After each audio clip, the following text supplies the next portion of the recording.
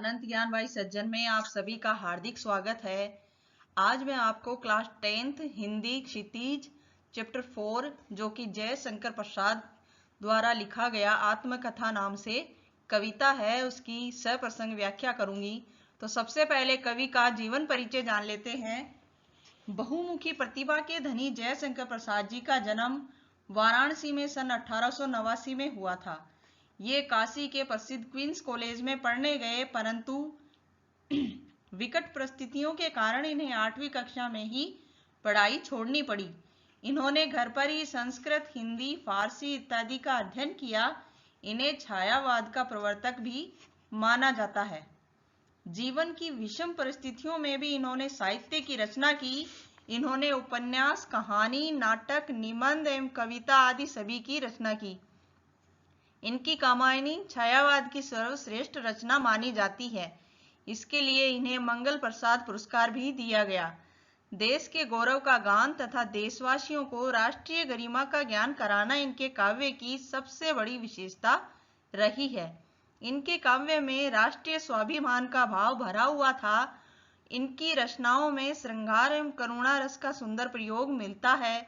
इनकी मृत्यु सन 1937 में हुई। तो बच्चों, जय शंकर प्रसाद को छायावाद का प्रवर्तक माना जाता है और उनकी कविताओं में विषम परिस्थितियों में साहित्य की रचना की इन्होंने, और इनकी कविताओं में मतलब निराशावादी भावना ज्यादातर झलकती है। अब इनकी द्वारा लिखी हुई कविता आत्मकथ्य, उसका भावार्थ। मधुप गुन गुनाकर कह जाता कौन कहानी यह अपनी, मुरझाकर गिर रही पत्तियां देखो कितनी आज घनी। तो इसका भावार्थ है, यहाँ कवि ने अपने मन को भंवरे की संज्ञा दी है। जो गुनगुनाकर पता नहीं क्या कहानी कह रहा है, वह यह नहीं समझ पा रहा कि वह अपनी जीवन गाथा की कौन सी कहानी कहे, क्योंकि उसके समीप मुरझाकर गिरते हुए पत्ते जीवन की नश्वरता का प्रतीक है। ठीक इसी तरह मनुष्य का जीवन भी एक न एक दिन समाप्त हो जाना है। अर्थात इन पंक्तियों का भावार्थ, इन पंक्तियों के द्वारा कवि यह कहना चाह रहे हैं कि जीवन में निराशा ही प्रतीत होती हुई दिखाई दे रही है मुझे, और मुझे पता नहीं कि मेरी जो आत्मकथ्य कविता है उसको पढ़कर संसार की क्या प्रतिक्रिया होगी। और वे अपने जीवन के प्रति अधिकतर निराश हैं, इसलिए उनकी इस कविता में ही निराशा ही झलकती है। इस गंभीर अनंत नीलिमा में असंख्य जीवन इतिहास, यह लोग करते ही रहते हैं अपना व्यंग्य मलिन उपहास। अब कवि कह रहे हैं, इस गंभीर अनंत नीलिमा में असंख्य जीवन इतिहास। कवि के अनुसार यह जो नीला आकाश है जो कि अनंत तक फैला हुआ है, उसमें असंख्य लोगों ने अपने जीवन का इतिहास लिखा है। यह लोग करते ही रहते हैं अपना व्यंग्य मलिन उपहास। और जिसे पढ़कर कवि को ऐसा प्रतीत हो रहा है कि मानो उन्होंने स्वयं की आत्मकथा लिखकर खुद का मजाक उड़ाया है और लोग इन्हें पढ़कर उन पर भी हंस रहे हैं। अब कवि इन पंक्तियों के माध्यम से कहना चाह रहे हैं कि पूरे संसार में पता नहीं कितने लोगों ने अपनी आत्मकथा लिखी है, और उस आत्मकथा को एक व्यंग्य इतिहास मानकर पता नहीं कितने ही लोग हंसते रहते हैं। उसी प्रकार मुझे ऐसा लग रहा है कि मेरी आत्मकथा को भी पढ़कर मेरे दोस्त, परिजन और ये जो संसार के व्यक्ति हैं, यह सब भी उस पर हंसेंगे और पता नहीं कैसी अभिव्यक्ति करेंगे।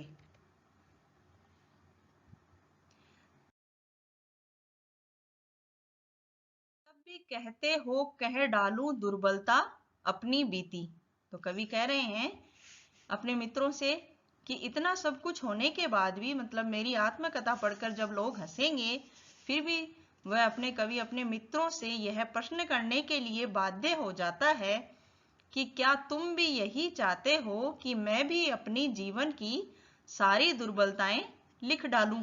तो कवि अपने मित्रों से कह रहा है कि जब मुझे पता है कि मेरी आत्मकथा पढ़कर यह संसार मुझ पर हंसेगा, तो इस दुर्बलता के फलस्वरूप भी वे अपने मित्रों से कह रहे हैं कि तुम्हारे आग्रह पर मैं अपनी आप बीती लिखने जा रहा हूं। तुम सुनकर सुख पाओगे, देखोगे यह गागर रीति। जिन्हें पढ़कर तुम लोग मेरी जीवन की खाली गगरी को देखकर मेरा मजाक बनाओ। तो कवि कह रहे हैं कि मेरी मतलब जो आत्मकथा है वह एक तरह से निराशावादी है, उसमें कोई भी मनोरंजन नहीं है या फिर कोई भी आशा की किरणें दिखाई नहीं देती, क्योंकि मेरा जीवन तो एकदम निराशाओं से भरा हुआ है। इसलिए मेरी आत्मकथा पढ़कर तुम मेरा मजाक बनवाना चाहते हो। किंतु कहीं ऐसा न हो कि तुम ही खाली करने वाले, अपने को समझो मेरा रस ले अपनी भरने वाले। तो कवि कहते हैं किंतु कहीं ऐसा न हो कि तुम ही खाली करने वाले। तो कवि ने जिन मित्रों के आग्रह करने पर आत्मकथा लिखने का वो किया था निश्चय, तो वे अपने मित्रों से कह रहे हैं, जिन मित्रों ने कवि से आत्मकथा लिखने का आग्रह किया था उनसे कवि कहते हैं कि मेरी आत्मकथा पढ़कर और मेरे जीवन की गगरी खाली देखकर कहीं ऐसा ना हो कि अपने को समझो मेरा रस ले अपनी भरने वाले, कि तुम कहीं ऐसा न समझ बैठना कि तुम खुद को मेरे दुखों का कारण समझ बैठो और यह सोचने लग जाओ कि तुम्ही ने मेरी जीवन रूपी गगरी को खाली किया है। अब कवि कह रहे हैं कि मेरी आत्मकथा में खाली निराशावादी बातें हैं और कुछ नहीं है, तो उसे पढ़कर तुम्हें ऐसा लगेगा कि मेरा जो जीवन में खालीपन है, सूनापन है, वह कहीं मेरे मित्रों के ही कारण ना हो, और ऐसा तुम भ्रम मत पाल लेना। यह विडंबना अरी सरलते तेरी हंसी उड़ाऊं मैं। तो इन पंक्तियों का तात्पर्य यह है कि कवि कह रहे हैं कि उनका स्वभाव बहुत ही सरल है और इसी स्वभाव के कारण उन्हें कई लोगों ने धोखा दिया, जिनसे उन्हें कष्ट सहना पड़ा। परंतु इसके बाद भी कवि को अपने स्वभाव पे कोई मलाल नहीं है और ना ही वो अपनी आत्मकथा में इसका मजाक नहीं उड़ाना चाहते हैं। भूले अपनी या परवंचना औरों को दिखलाऊं मैं। तो कवि कह रहे हैं कि मेरी आत्मकथा इस प्रकार की है क्योंकि मुझे कई लोगों ने धोखा दिया है और वो जो धोखा दिया है और मुझे जो कष्ट मिला है उससे वह सब कुछ मैंने इस आत्मकथा में लिखा है, लेकिन इसके बावजूद भी मुझे इस पे कोई मलाल नहीं है अपने स्वभाव पे, क्योंकि मैं अपनी आत्मकथा लिखकर इसका मजाक नहीं उड़ाना चाहता और ना ही वे अपनी भूलें बताना चाहते हैं और ना ही वो छल कपट गिनाना चाहते हैं जो उन्हें सहने पड़े। अब कवि अपने मित्रों से कह रहे हैं कि तुम इतना आग्रह मत करो, मैं अपनी आत्मकथा लिखूंगा तो उसमें सब कुछ आएगा, जो जिसने मेरे साथ छल कपट किया, जिसने मुझे धोखा दिया, उन सब के बारे में मुझे लिखना पड़ेगा, लेकिन मैं ये सब लिखना नहीं चाहता। उज्जवल गाथा कैसे गाऊं मधुर चांदनी रातों की, अरे खिलखिलाकर हंसते होने वाली उन बातों की। तो कवि के अनुसार वे रातें के हसीन लम्हे जो उन्होंने अपनी प्रेमिका के साथ बिताए थे, वो साथ में हंसकर की गई मीठी बातें आदि उनके निजी अनुभव हैं और वे ये अनुभव कैसे और क्यों अपनी आत्मकथा में लिखकर लोगों को सुनाएं। ये तो उनके जीवन की पूंजी है और इस पर सिर्फ और सिर्फ उनका हक है। अब कवि कह रहे हैं कि जब मैं अपनी आत्मकथा लिखूंगा तो मेरे जीवन के तहत होने वाली प्रत्येक घटना का वर्णन मुझे उसमें करना पड़ेगा और उस आत्मकथा के अनुसार मुझे वो सब लिखना पड़ेगा जो मैं लिखना नहीं चाहता, और मुझे वो भी लिखना पड़ेगा जो मैंने अपनी प्रेयसी प्रेमिका अर्थात अपनी पत्नी के साथ जो हसीन लम्हे हसीन पल गुजारे थे और उसके साथ जो बैठकर मीठी बातें की थी, जो मेरा अनुभव है वो सब भी मुझे उसमें लिखना पड़ेगा। लेकिन मैं ये सब लिखना नहीं चाहता क्योंकि ये तो सब मेरे निजी अनुभव है और इन पर मेरा ही अधिकार है और उन सबको मैं आत्मकथा लिखकर जगत में प्रसिद्ध नहीं करना चाहता।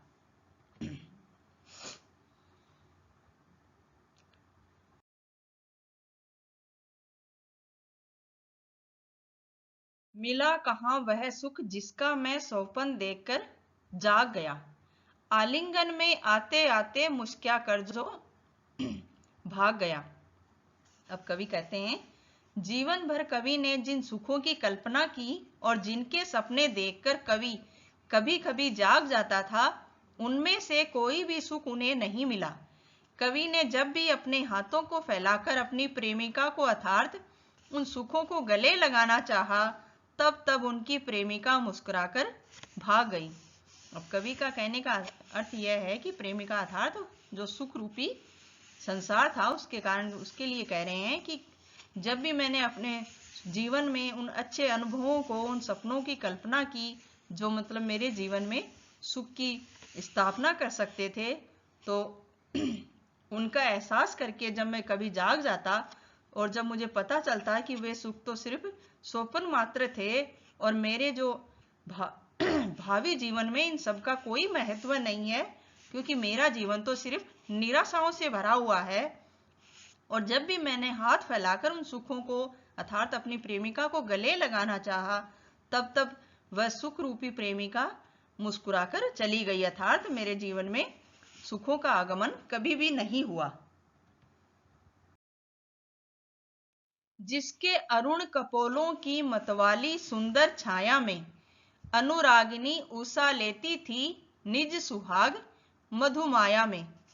अब कवि कहते हैं कि प्रस्तुत पंक्तियों में कवि ने अपनी प्रेमिका की सुंदरता का बखान करते हुए कहा है कि उनकी प्रेमिका के लाल लाल गाल इतने सुंदर थे कि उषा भी अपनी लालिमा उन्हीं से उधार लेती थी, और उसकी जो सुहाग की जो मधु छाया थी वह ऐसा लगता था कि मतलब जो सूरज की किरणें हैं वे सब उसी के मतलब उनकी प्रेमिका की सुंदरता से ही चारों तरफ फैल रही थी।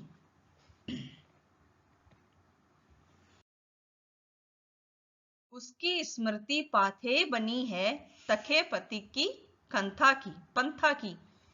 उसकी स्मृति पाथे बनी है थके पति की पंथा की, सीवन को उधेड़कर देखोगे क्यों मेरी कंथा की। कंथा अर्थात गुदड़ी। कवि कहता है कि उनकी प्रेमिका के साथ बिताए हसीन पलों को याद करके आज कवि इस अकेले संसार में अपना जीवन व्यतीत कर रहा है और उनके जीवन का एकमात्र सहारा यही यादें हैं।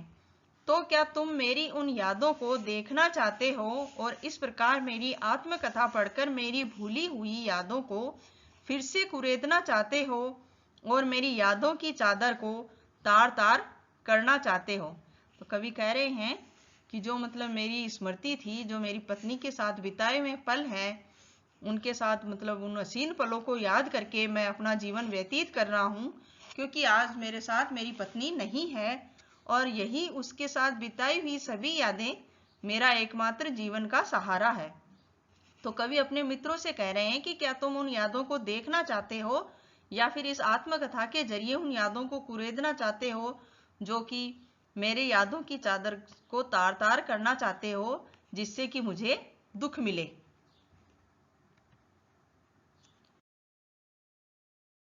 छोटे से जीवन की कैसे बड़ी कथाएं आज कहूं, क्या यह अच्छा नहीं है कि औरों की सुनता मैं मौन रहूं। प्रस्तुत पंक्तियों में जयशंकर प्रसाद जी की महानता का पता चलता है। उनके अनुसार उनका जीवन बहुत ही सरल और सादगी भरा है। वह स्वयं को तुच्छ मनुष्य मानते हैं और उनके अनुसार उन्होंने जीवन में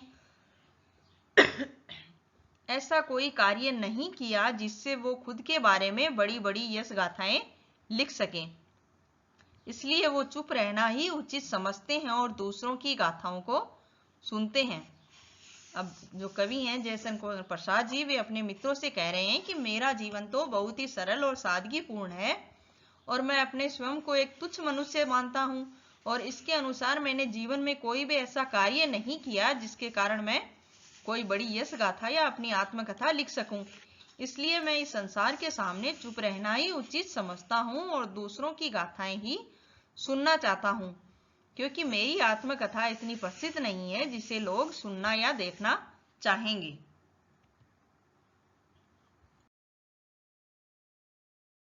सुनकर क्या तुम भला करोगे मेरी भोली आत्मकथा, अभी समय भी नहीं है थकी सोई है मेरी मौन व्यथा।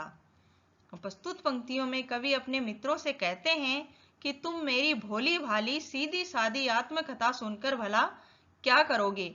उसमें तुम्हारे काम लायक कुछ भी नहीं मिलेगा। मैंने ऐसा कोई महानता का कार्य भी नहीं किया है जिसका वर्णन मैं कर सकूं, और अब मेरे जीवन के सारे दुख शांत हो गए हैं और मुझमें अब उन्हें लिखने की इच्छा और शक्ति शेष नहीं है।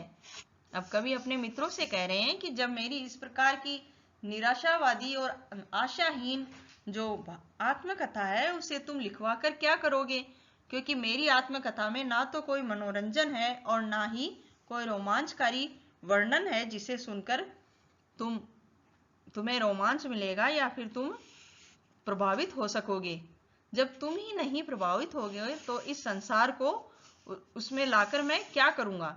इसलिए मैं अपनी आत्मकथा नहीं लिखना चाहता, और अभी ऐसा कोई समय भी नहीं आया है कि मैं अपनी आत्मकथा लिख सकूं, क्योंकि मेरे जीवन में अभी जो निराशा और दुख है वे अभी शांत नहीं हुए हैं और उनसे लड़ने की मुझमें अभी शक्ति भी नहीं है। इसलिए मुझमें अब अपनी आत्मकथा लिखने की इच्छा और शक्ति शेष नहीं है। तो इसी के साथ हमारी क्लास यहीं समाप्त होती है। इस वीडियो को देखकर आप ज़रूर बताइए कि ये क्लास आपको कैसी लगी। प्लीज़ लाइक, शेयर एवं सब्सक्राइब ज़रूर कीजिएगा और अगली क्लास का इंतज़ार कीजिएगा। तब तक के लिए अलविदा।